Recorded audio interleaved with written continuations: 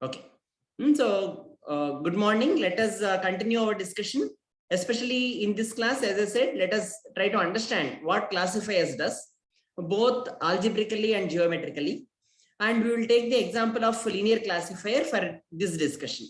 And after that, we will see on the backpropagation further, especially in vector form. And then we will also try to see for a neural network with a hidden layer, how to do this backpropagation. And we also see what's the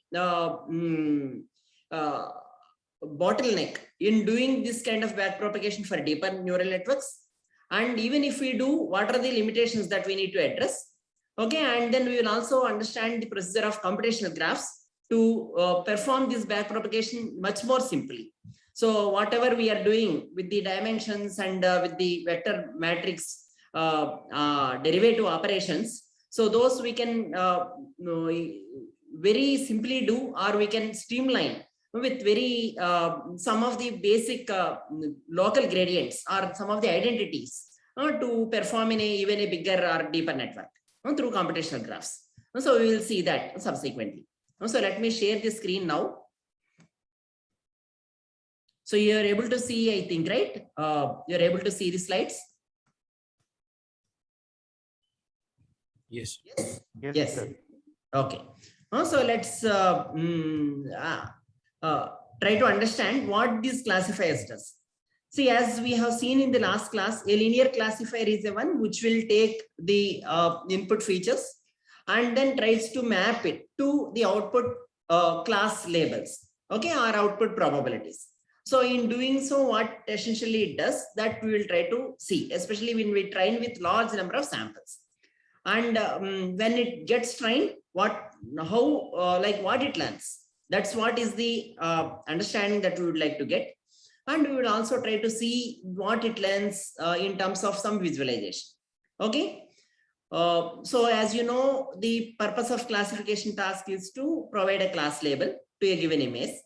And the image for a computer is nothing but a set of pixels. These arrangement of pixels keep changing based on the viewpoint and camera and so on. So we will see, before we get on to the classification problem directly, let us see some of the challenging aspects. Okay, each of the classification tasks has to address. Okay, so this is very important because we should not for humans, we do it seamlessly, and we should not think that it is so trivial task, even for computer. So, and the any algorithm, if it is supposed to classify a class of objects, it has to be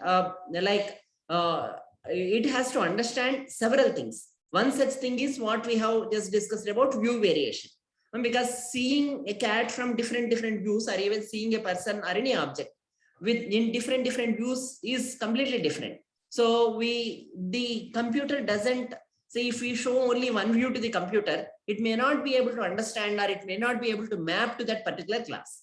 Okay, so one way is an exhaustive way, where we try to show all the possibilities, or many of the possibilities, exhaustive possibilities, to the computer, and try to learn from those possibilities on what it should learn, or which class should it map. Okay, that's one kind of approach. So that's to understand the challenges further. So there can be illumination variations, okay, and there can be occlusions. So you know what is occlusion? Occlusion means hiding of an object behind the other object. Okay, so and there can be intensity variations, in the sense that the cat color itself may be different, or the intensity in which we take the cat may be different, or similarly for other objects. Okay, and the complete view is different. The persons or any animals or many of the objects won't look okay in similar manner. So the deformations, all these things comes into picture when we want to classify. Okay, so there can be, these are just a different perspectives these slides are showing. The first one is showing majorly illumination variations, the color variations as well. Okay, this is the deformations. So they can sit in any manner, given the when we image for the humans, that also can be in different ways. And then there can be occlusion. As I said, occlusion means hiding. So you can see here in the third image here, when cat is completely hidden. From the tile itself, you need to classify. So the data sets are now so challenging, and like they have created large access to span of the class samples, each class samples in the data sets to make the classification better and better. So even from the tail one, the algorithm will be or may be able to classify. So there can be background cutter, the color variations of the background and foreground may be almost similar, or the background may be over looking indistinguishable from the foreground. So this is referred to as background clutter. And this is within the same class, there may be several variations. See, the challenging problem in classification becomes inter-class variation versus intra-class variation. So intra means within the class. So within the class itself, there may be several variations, and these all should be put into one category. While the between two classes, inter-class variation, even if they are not very high, we should be able to demarcate them. So this is a challenging task. How do we formulate a cost function which will minimize, which will put all the same class samples to one class, that is, which will minimize the intra-class variations and which will maximize in some sense the inter-class variations. Okay, so these are the few of the aspects, especially the domain or context aspects, to be taken in many of the formulation of the problem or cost function itself, or the error function for any class machine learning algorithm or even optimization algorithms. Okay, so I will skip few of the basic things. For coding of these in Python is quite simple. So you can probably, once you start, you will be able to see that it is almost similar to MATLAB. So not the commands are so simple that you can easily understand and code them. And the libraries now are very good, well developed, and some of the tasks, once you know how they are doing, you can easily leverage from the libraries. See, let us, before we get into the classification and understanding the classification mainly, let us also try to understand it a little bit on the exhaustiveness or the difficulty of the field in computer vision. So this was discussed in the previous machine learning course probably. So, but let us discuss few of the very basic aspects. And here I would also try to highlight some of the very promising works or breakthroughs in computer vision before we move on to the particular classification task. As though we would like to focus on the theory, the applications also will be of importance, and all the applications most of the applications can be posed as classification problems. Also now, based on the success of this deep learning and deep learning based classification. So we will understand now some of the computer vision tasks and try to see later, okay, how to pose them as a classification task. Okay. So here, for example, from this, what do you think is the problem that we want to address? So this was discussed in the previous course, if I remember, machine learning for image processing. So can some of you quickly tell what is typically maybe the problem of inference, okay, that we would like to get from this image? Oh, what's that we want to do with this image? Say we may wish to count how many razors are here, okay, or it can be like finding what are different colors of razors that are there, and so on. Okay, so essentially, if we want to find the razors, the number of razors, what we do, what is the typical approach for doing it? Any of you can quickly give a couple of inputs. Say if you want to count the number of razors here, what do you suggest? We can do template matching. Right, we can do template matching. So template matching, can you pose it as a classification problem? Because as I said later, we try to pose most of the things as classification problems. Let us also try to get that intuition on, can we pose this as a classification problem? Any answer for that? What is template matching?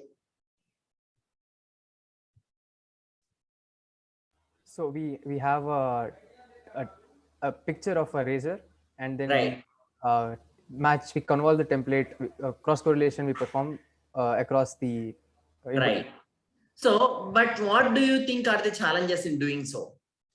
If I want to say, if I take a template of this razor, okay, or any razor, and keep trying to see where it is. Okay, that means wherever the correlation, cross correlation with the template and the image patch is maximum, that I say that there is the razor.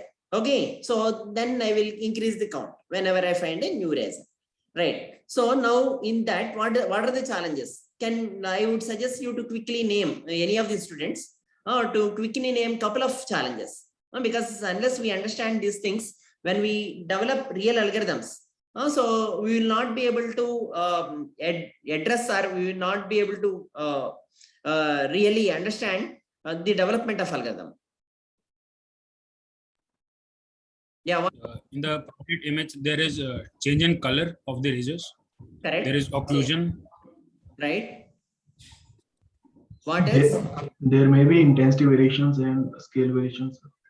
Scale variations. Okay. What else? And it will be computationally very expensive. Orientation differences, right? So there can be scale variations, okay, and orientation variations. Orientation means, okay, this kind of orientation or even the view. Okay, one is like this and another is like this. Okay, and then the intensity variations. So all these comes into picture when we want to do it. Now the next question. So can we pose this as a classification problem? Assume that somehow I train a classifier recognizing a razor or not a razor. I can give any patch. Okay, somehow I trained that, is it a razor or not a razor? That's how I trained a classifier. Okay, now can I use that classifier to count the number of razors here? Yes. No? Yes, sir. Yes. How do we do it? How do we do it?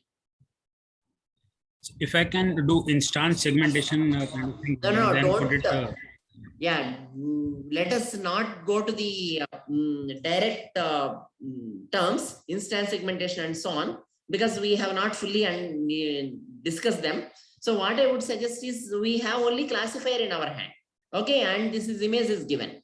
This classifier, if I give any patch, it will tell whether it is a razor or not a razor. Okay, somehow I trained that classifier with all view variations, scale variations, intensity variations, and so on. Assume that I have a very robust classifier.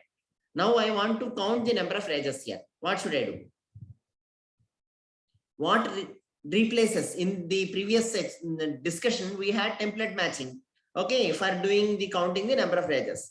So now when we have a classifier, this replaces what in this task?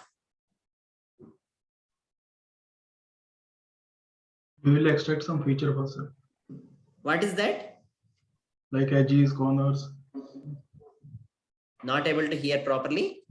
We can extract some features like edges, corners, or No, that's fine. See, a classifier is trained means what? So if we give a patch, it will be able to put into one of the category, say razor or not a razor. Okay, two categories we have put. So it has already extracted edges. Whatever is necessary, it has done. That classifier has done it. Okay, and using those features and everything, only it is able to decide into this label or that label. Is it not? So now if somebody is ready to give you a classifier, do you think you can make a better advantage of that to do this task? Yeah, some good answer is expected. We can classify only few razors, but not all. Okay. Fine. The question is, we don't want to classify some razors versus other. We want to count the number of razors. That only is the task in my hand. But what I have trained is a classifier. what I have in my hand is a classifier to do that. Sir, Keep sir, a so you're count on saying, how many are having equating to yes. I mean, whichever classifier is detecting as yes, we keep a count on that.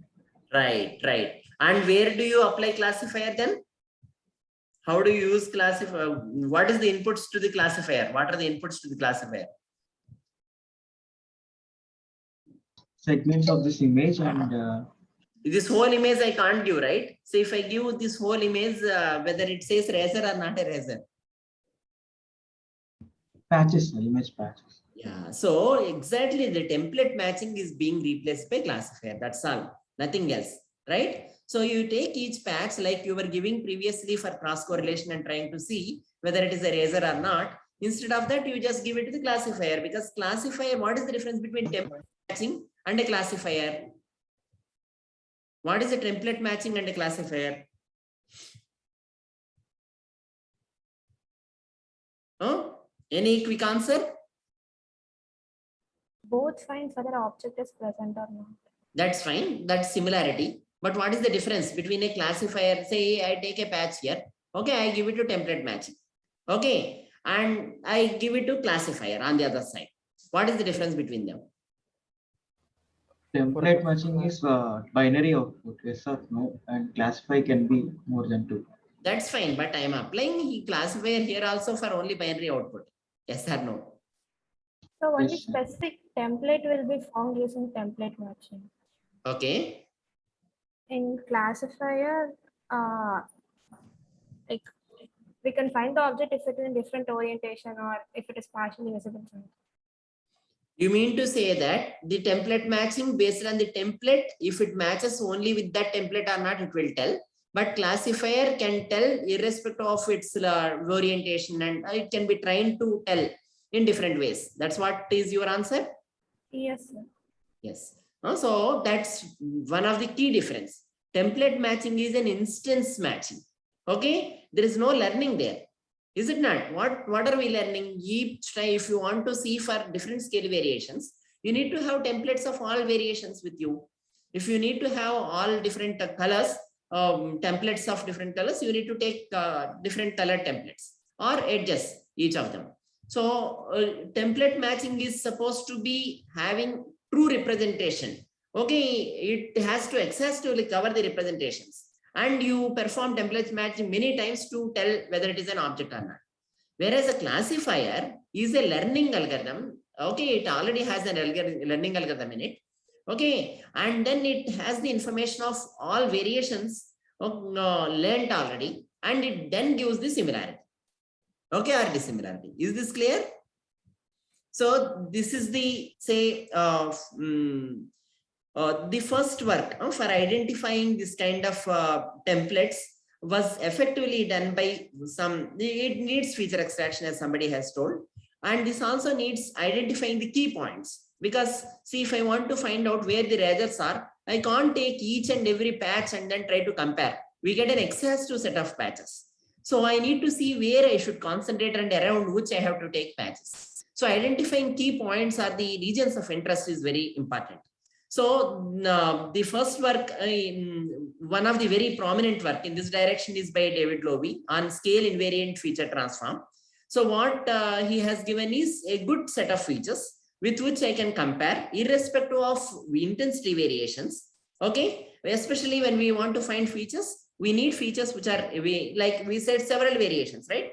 Irrespective of illumination variations, irrespective of scale variations, and to some extent rotation and other things, invariant to rotation and other things.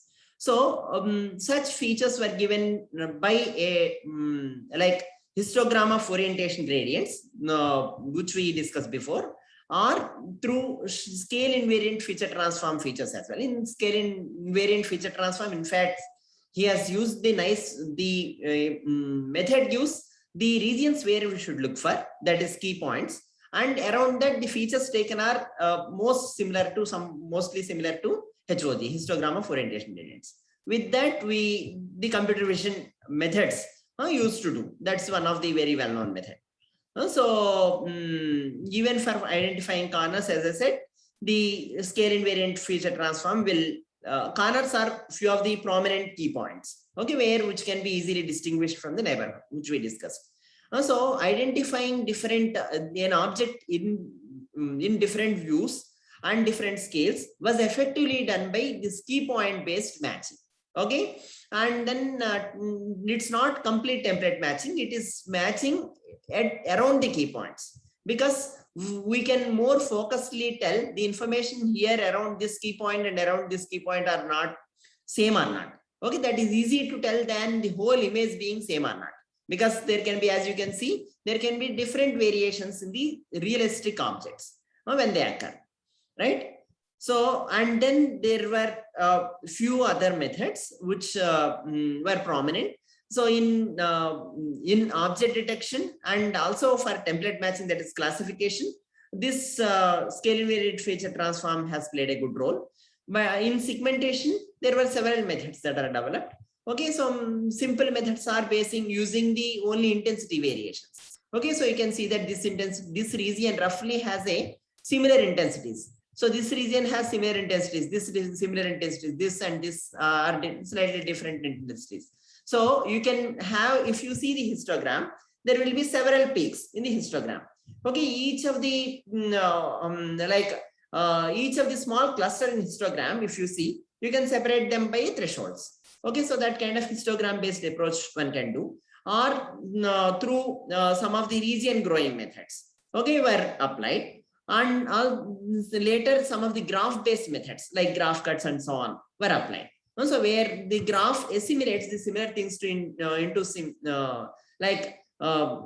node, okay, and then you can apply some kind of weights to cut, so in between the nodes to see the different regions or something like that. So these were few of the methods, and there are some class of objects, especially the persons, okay, which are very important for many applications. So face detection, person recognition, these are very well focused and important tasks. So to identify the faces, for example, as we have seen before, some kind of template matching is required, but conventional computer vision aims to find out which features are important. Even the neural networks, so before deep learning, even the neural networks need some features, set of features to do. Okay, any of the classifiers, even for learning the classifier, you need good features. So they were trying to see simplest and effective features, and they should be very fast in computation, or computationally very less expensive, because we wish to apply some of them in very large scale. Okay, face detection, for example, has to be done in few seconds, and even in now even within a second, and it has to be accurate. So for that, what kind of features? So people have looked at, and if you remember, we discussed about HAR features, which are actually you can see that these are dark and these are bright. Okay, so you can see a kind of this kind of template. If you do here correlation with this template, you will get a high score. And this gives a good features when there are identified eyes. Okay, this gives a good score for identified nose, something like that. So each of these features will provide us a good clue on where the location of eyes, nose, etc. are there, and hence the face. So the conventional methods in computer vision also have a cascaded approach. That means, especially if I want to identify whether there is a face or not in this image. See, if I start trying to look at each patch and then say whether it is a face or not through all the method I develop, okay, it is very intensive. Also, I may need to find features, I may need to apply classifier, and then only I can tell. But are there any methods with which I can eliminate, first of all, the very trivial cases of not having faces? Okay, so do you think, is there any method like that to eliminate all the patches in this image where there are no faces? So can you think of very trivial method? Yeah, some quick answer is welcome. If in the patch, if the entire intensity is same, then we can. Right. Right, that's all. So if the more or less, if the uniform, if the region is uniform or the patch is uniform, there is no face or no object at all. So I can throw out. Okay, some sets say you for finding the uniform or not, what is the measure we may use in a patch? If I want to say that whether the patch is uniform or not, what is the measure should I use? Quick answer is welcome. So if I give you a patch and ask you whether this patch is uniform or not, okay, if I give you a uniform patch, okay, what do you think to confirm it is uniform, what you will do? Gradient will be 0, sir. Gradient, fine. Even simpler thing, gradient overall, if you see, there is no gradient, fine. Not much gradients, okay. Even you are coming closer. So what is even a single measure? I want single quantitative measure. Pixel intensities. Yeah, pixel intensities are anyway helping, but using pixel intensities, how do we do? Variance in pixel. Yeah, variance, if you find it will be 0, that's all. Okay, if it is uniform region or close to 0. Okay, so that's how people like, that was the first stage in this cascaded approach proposed by Vaila and Jones for face detection. This is very famous and it's used in our like all embedded platforms, including cell phones. So they initially throw away all uniform patches. So mostly more than 50% of the patches will be gone. And then subsequently there is another stage which will also filter out. And only those where we find them that they're potential candidates, for them we extract more effective features and try to put into classifier. So even there, even if once we extract features also, we can say whether they are doubtful, those will be passed to next stage to finally ascertain whether it is a face or not. If we confirm that it is not a face with high confidence, we again throw them away, something like that. Okay. So these were the evolution for different kind of computer vision, and few other important ideas were used for making these methods effective. See, if we want to analyze any image and tell what it is in that image. Okay, so anyway, we know that the image will have information at different scales, and the analyzing the image at different scales is also important. So some of the information may be easy to analyze in a bigger scale. So if I show a small tip of this, I may not be able to tell it's a mountain. But if I show the whole thing, I will be easily able to tell this is a mountain. Okay. But if I if there is a small snake or something here, okay, I will not be able to tell unless I see this. Small patch. Or even a person will not be able to tell unless we see the face and so on, recognize. So what we need to do is we need to analyze the image. To understand the image, the analysis using different scales or different resolutions is usually done. So these are typical ideas which are used in computer vision, and these will be useful for subsequent development of the methods. What we do is we take the full resolution image and downsample it by half and again analyze it, and may downsample it by half, analyze, and so on. So this is referred to as pyramidal approach. Okay, so what is the inference?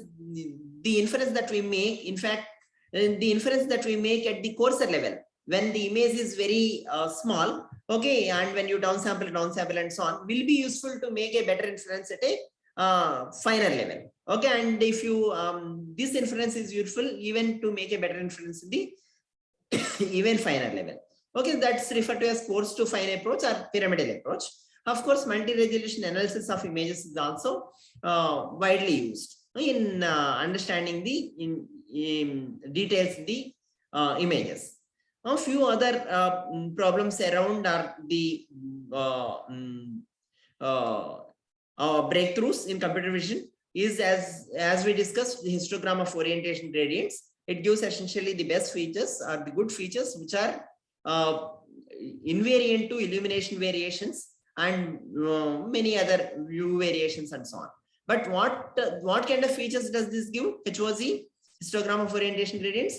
It gives the shape features. We are able to understand the shape of the object through histogram of orientation gradients features. And there were several approaches which analyze the whole thing. Instead of analyzing the whole thing, they may analyze each part of it and then may make the inference join, like the overall inference. Okay, deformable parts based models and so on. Also, these problems that we have discussed are majorly, there are few basic or important problems that have been seen across the years. How are they evolving? The basic such problems are classification problem and the object detection problem, and a few other problems that we discuss later. Okay, so in object detection, in each of these things, there were some data sets with which they assess the progress of these methods. So this is for the object detection. As you can see, over several years, you can see an improvement of some 12.5 mean average precision to 50. And now after the student 12, we will have the deep learning methods that has improved even like up to 80. So now let us see more discussion. Let us have a more focused discussion on the classification problem and the classifiers to understand what they do and what kind of features they extract. As we have seen before, few other problems are, many of the other problems in fact can be posed as classification problems. Okay, so that we will even discuss later. Now let us get a good details or understanding of the classifiers and the classification problem. Usually now these methods are data driven. That means we give reasonable variations of each class samples as data set or the training data set. And from them, we try to learn a classifier. So if we want to classify these different classes, we have for each class different images. So now, say before even we go to the classifiers or the neural network based classifiers. So what is the trivial approach with which we can do classification? Can one of you tell? So what do you think is, say, if I give you a data set, this is referred to as, there is one data set referred to as CFAR10, where you have 10 classes and each of the class has, I think, close to 60,000, like 1,000 samples. So all 10,000 samples. Or 6,000 samples, I think. So altogether 60,000 samples. So in such data set, if we are asked to do classification, what do you think, like without having good knowledge of classifiers, if you want to start with, what do you think you will do? So assume that to make the problem simple, assume that we have actually 10 classes, each having 100 samples with us. Okay, so total 1,000 samples. And in that, what we have is a tested data set has probably again 10 classes, each 20 samples. Okay, 200 samples. And if you are asked to do perform classification of these 200 samples, given the training labels are the different, like this 1,000 samples. So how do you start? Can one of you tell what is the simple approach to do that? Even without going to classifiers. Yeah, quick answer is welcome. Hope the problem is clear, right? So what do we want to do? We have actually 200 samples to be classified, and we have 1,000 samples which have labels and as training data for 10 classes. So then if you want to start, the first test sample has come and I want to put into one of the 10 classes. So what do you think we will do? We can take Yeah. the average intensities. Okay. And then? Like sir, for the training samples, we can take average intensities, and then for the testing sample, we can calculate and then see which of them it's closest. Yeah. So typically what we may apply is some kind of nearest neighbor approach. Okay, we are trying to see this sample, test sample, it is closer to which of the training samples. In fact, you can do exhaustively for all 1,000 samples and see which is matching to that class label you can assign. That's one way. The other way is you can take the, say, template for each of the class. So that's the average, what you have said is kind of template for each class. And with these templates, you try to see the similarity and assign to that class where the which template has a good matching with respect to the test sample. This is also somewhat similar to matching there in template matching, and it's referred to as nearest neighbor approach. We are trying to find out the nearest neighbor. But what is the limitation of this approach? What is the bottleneck in this approach?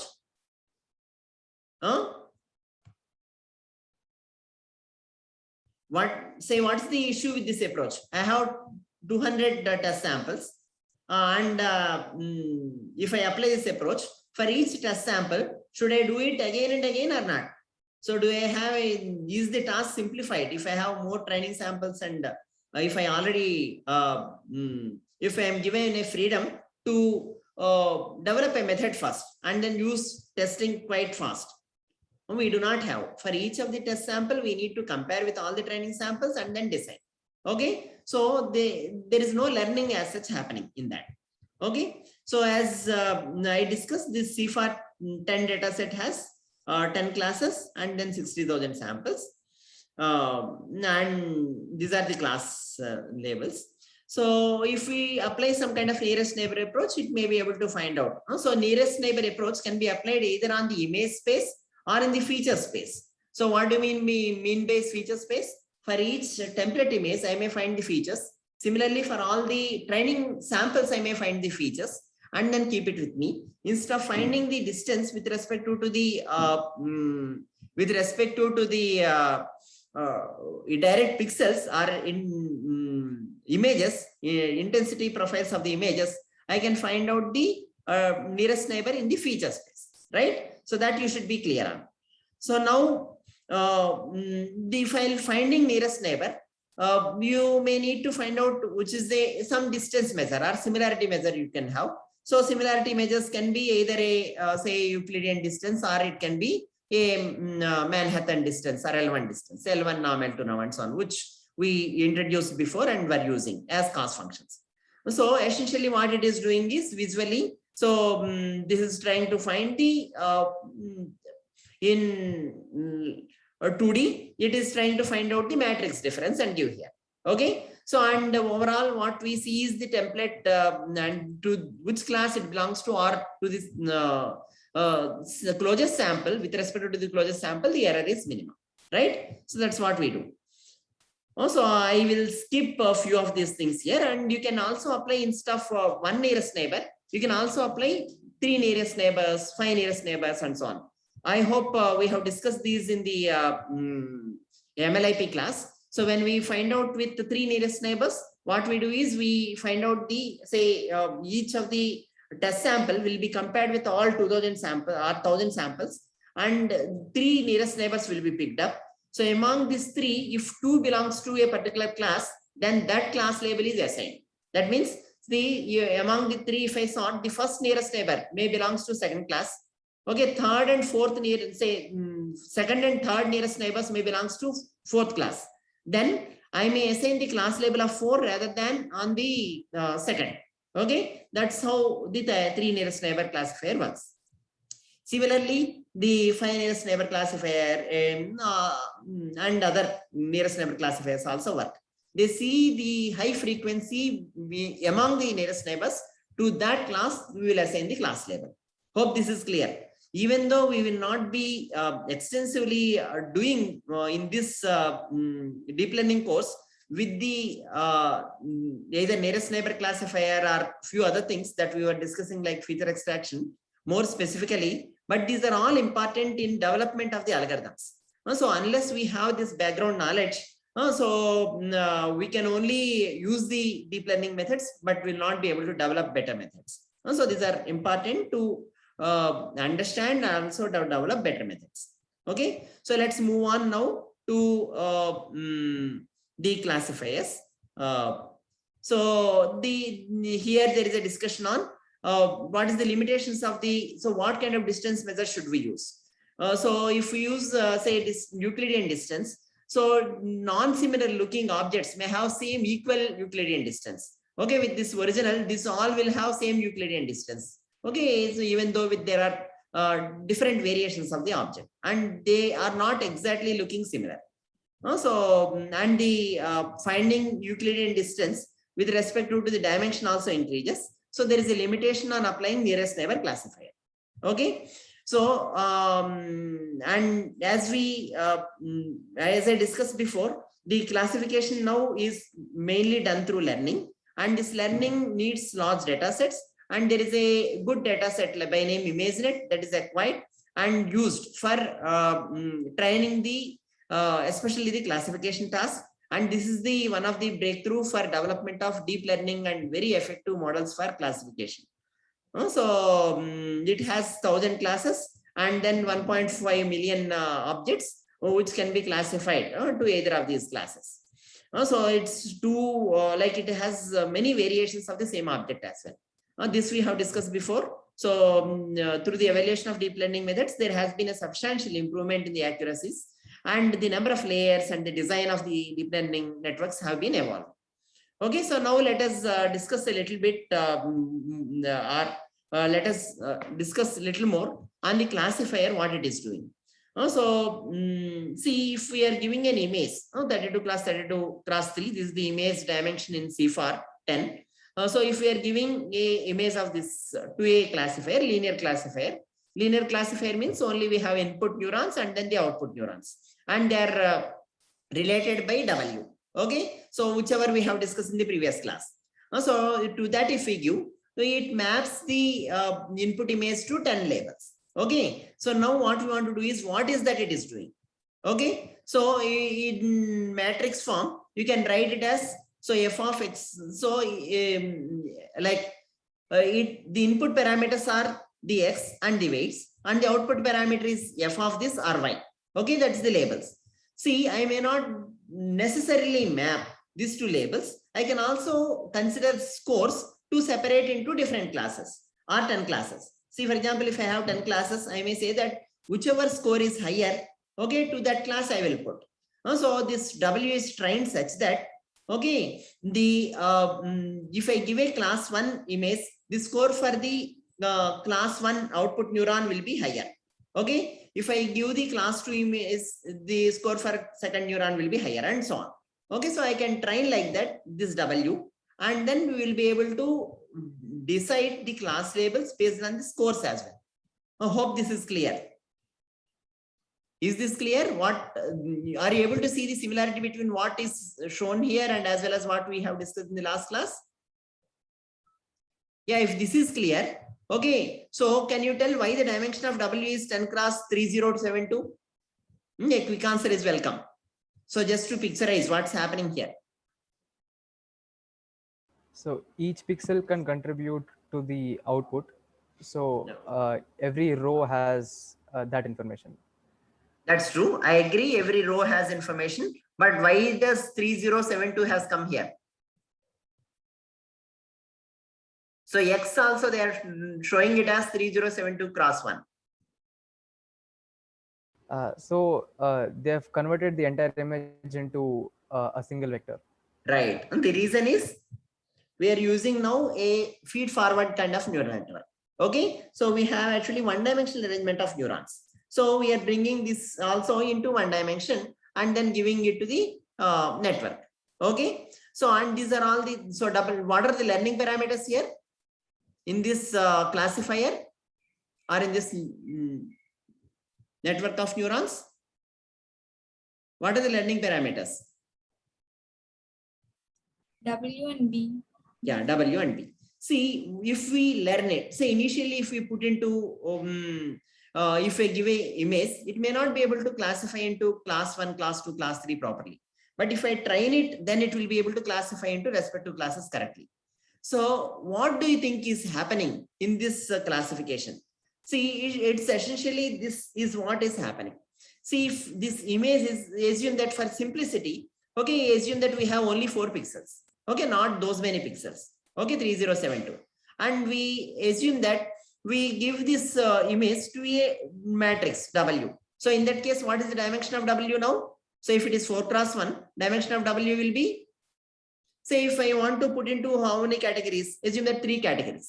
Okay, so 3 categories we would like to put into, and then these are actually 4 features I have. Okay, and what is the dimension of W now? 3 cross 4. 3 cross 4, right? 3 cross 4. So now what is this W learning? What do you think this W will learn? Can you give me some intuition on it? That intuition is here. Okay, so initially if we do say this is an image essentially in vector form, this will be like this. So W has anyway, we 3 cross 4 we said. So first row, we take the dot product of these two and anyway add this and get a score for cat class. We find the dot product of these two and add this and get the score for dog class. And this dot product I take and get the score for sheep class. Okay, so now how are we training? Higher the score, we classify to that class. Okay, so if we train like that, what do you think this W encompasses of finally? What do you think this W will be? So first row of W, what do you think it imitates or it is similar to? I need some good answer now to conclude the class. Say the first class is cat. If the score of first neuron, output neuron is higher, okay, I put into cat class. Okay, and see if this and this gets multiplied, what's happening here? Is it not kind of correlation between the vectors? So first row of W get dot product we are doing with the image features. Am I correct or not? So this score should be higher to put into that class, means that what should happen to this dot product? It has to be higher. So when this, if we assume that normalized cross correlation, just for our simplicity, then when the normalized cross correlation will be high between two vectors?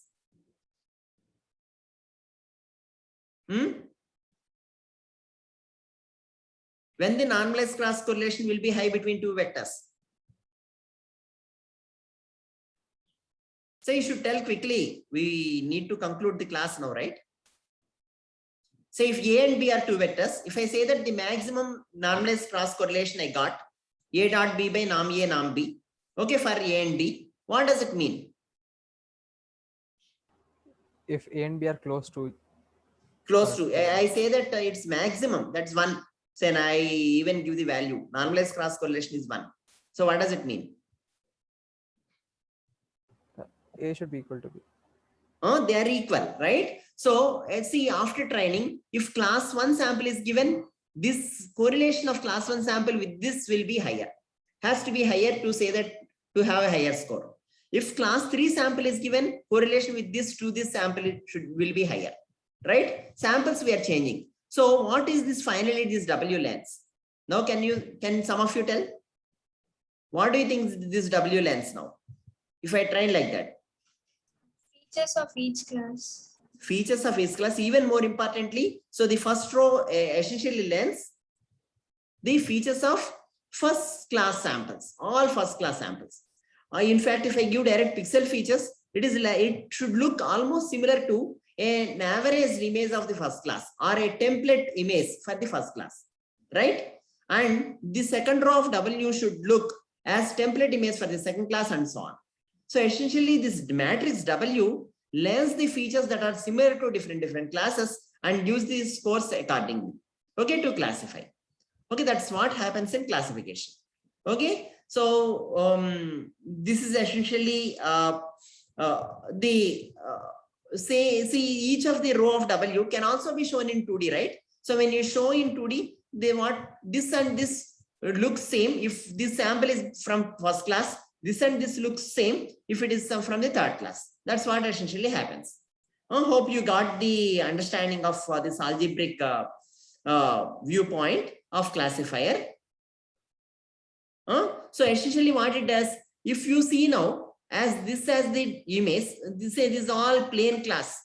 So this is easy, probably truck class. Okay, this looks like a truck finally.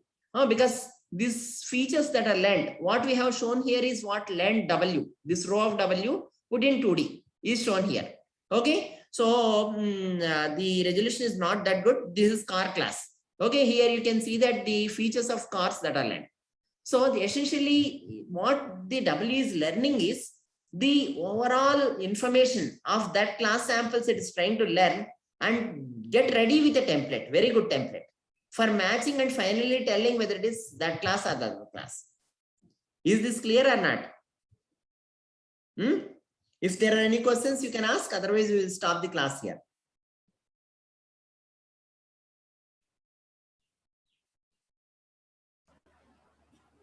Yeah. Sir, just a question. Yeah. So, sir, in general, people say about neural networks that it's hard to understand what a network does. Right. So, in this case, at least, we are more or less able to understand that the weights Correct. that are template matching, right? So, Correct, what happens correct. when complexity increases, sir? Yeah, that's the problem. Actually, what happens is, see, if you have one layer, it is easy to interpret like this. So when we have several layers, 150 layer neural network, we interpreting every layer, what exactly it does. Only rationally some understanding can be done. It tries to find out the similarity of the low level features and try to give importance to that corresponding features, and then keep accumulating it and getting high level features. And finally, in the last layer, penultimate layer or pre-final layer, it is essentially doing template matching with that those features of each class, and then trying to give corresponding scores. So only to that extent we can understand and probably convey. And there are few other things that we can also understand through how it is gradients are updating and visualizing the filters, what it is learning, visualizing the feature maps, what it is learning, and so on. But it is not as clear as a conventional way of classifiers. So in fact, a nearest neighbor classifier, it is quite easy to understand, to convey. But this is not that aspect. And also when the sample variations are very large, exactly what is it learning? If somebody asks, it is very difficult to tell. So there are some difficulties or limitations in interpreting or explaining the neural networks, but still there are good works that will try to understand and even explain to some extent. Like what it is learning here, whether it learns texture or shape and so on. Okay. Yeah. So shall we close the class for today? Fine then. Thank you.